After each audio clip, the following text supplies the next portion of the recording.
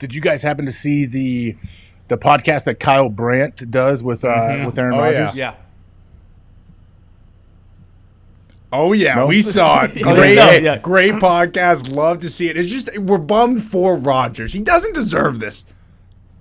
Yeah, it was funny. What his background, he had like the solar system or something behind him, I think, from his Zoom call and his headphones on. But, yeah, here is his whole quote. I don't know if we want to sit here and read it out, but it basically he mentions all of the receivers that were around that they could possibly pick up, who got drafted in the first round, who was still available. And then he talks about how he went and poured himself, a big a four-finger glass of scotch or tequila. Was that tequila he drank? Tequila. Yeah, tequila. Yeah, he drank that. And it wasn't because and I think a lot of people should be able to relate to this. Obviously, it's tough to relate to a guy like Aaron Rodgers.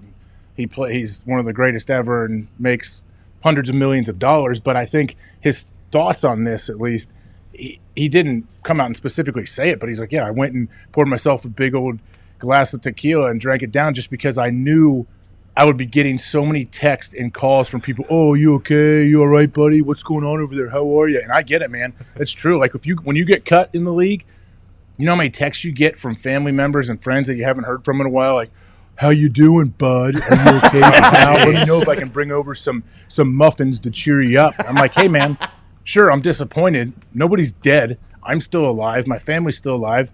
Yeah, let's try to either go find another team to play for or hang it up. But, man, don't be reaching out to me and acting with this sad face and stuff. And I understand it. That's what Aaron was going to have to deal with on draft night for the first round shortly after he came on the show with Pat and myself. AJ, were you surprised at how – I was a little bit about how much Aaron actually knew about the wide receivers in the draft? Or do you think he is that big of a college football fan, or he was just that excited to potentially get a wide receiver since it was one of the deepest wide receiver drafts that we've had in a while? Were you surprised by that?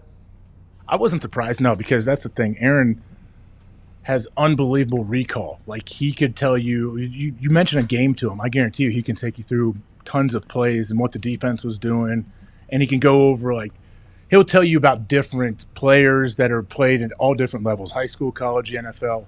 And I think he's just a huge sports fan, not just football. He's a sports fan in general. So he definitely is aware of all the top players that are coming out of college every single year. I think just because he's a fan, he likes watching sports, he likes watching football. So I wasn't surprised to hear him talk about the different receivers, and he seemed very excited to possibly get one of them, and they ended up with none of them. So, yeah, I don't know. I guess how do you think the Packers front office is going to view that interview he did with Kyle Brandt?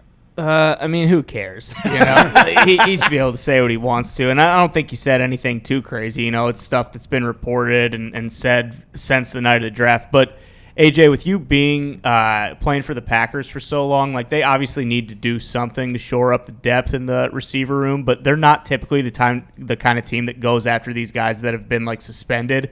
So what do you think that they'll do? I mean, there's 5 guys out there that are still pretty high market free agents, but I just don't see the Packers going after him because they have some sort of off the field issues previously. Terrell Owens. T.O. You can get T.O. for cheap, can't you?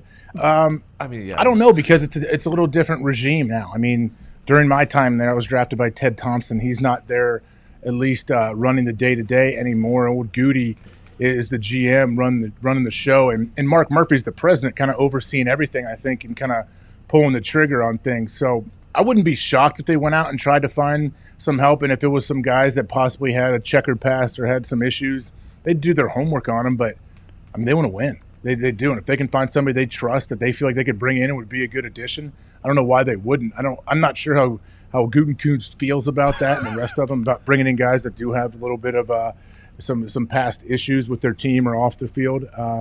I don't know. I think they got to do something, don't you? Do you think they can just sit here with their roster set right now and feel really good about going into this season?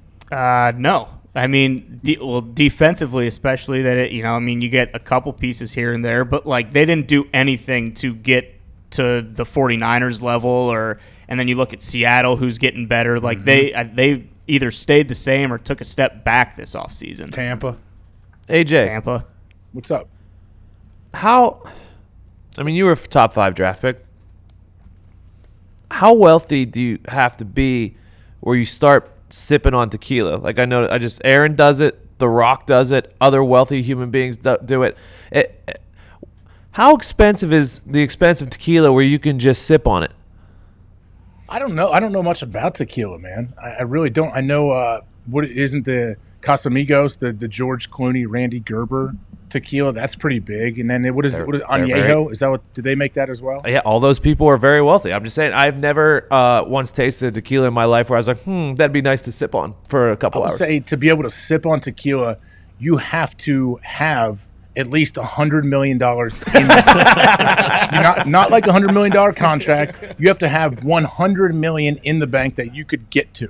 Not like tied up into real estate, not tied up into buildings or whatever. No, 100 in the bank that I can go grab right now. Then you can start sipping on tequila and you can start enjoying it. Because I have no idea how people do it. I wish I could. I can't, man. Tequila is just not my thing. For some people it is. Some people love it and they just drink it straight up.